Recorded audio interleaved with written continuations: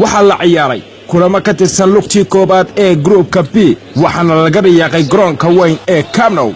habeenku caawana waxay noqotay habeen loo wada fadhiistay jilliinkii mucjisada watay ee xiddiga reer Argentina Lionel Messi. waliba isagu ayaa ku barbartay kooxda PSV Eindhoven oo marti ku ahayd garoonka weyn ee Camp Nou waxaana uu ku bilaabay bandhiga goolka koobaad. qaybtii labaad markii la isku soo noqdayna daqiiqadii 75 waxa uu biisay Ousmane Dembélé oo maalmahan noqdayba macallimkii goolasha. yaaba sheegayba kooxda PSV Eindhoven oo waxa cashar lama iloobaan ah u dhigay wiilka reer Argentina ee Lionel Messi.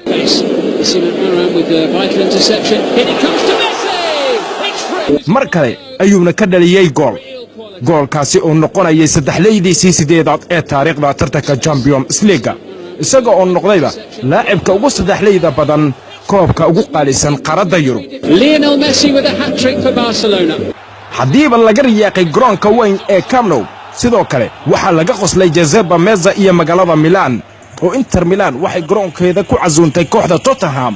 waliba Tottenhameyska waxaa lagu dubtay 2 gool iyo goolashaasi oo yimid qaybtii labaad ee ciyaarta. kooxda Hosbaaliskana iyadoo naf iska raadinaysa waxay bilowday bandhiga goolka koobaad oo waxa uu dhaliyay Christian Eriksen. Well, low down Eriksen tries his luck again and the goalkeeper can't keep it out that time and Spurs have the lead.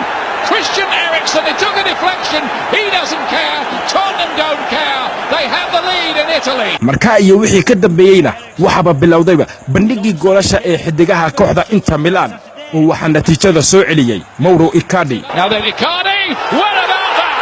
That's what he does from Mauro Icardi.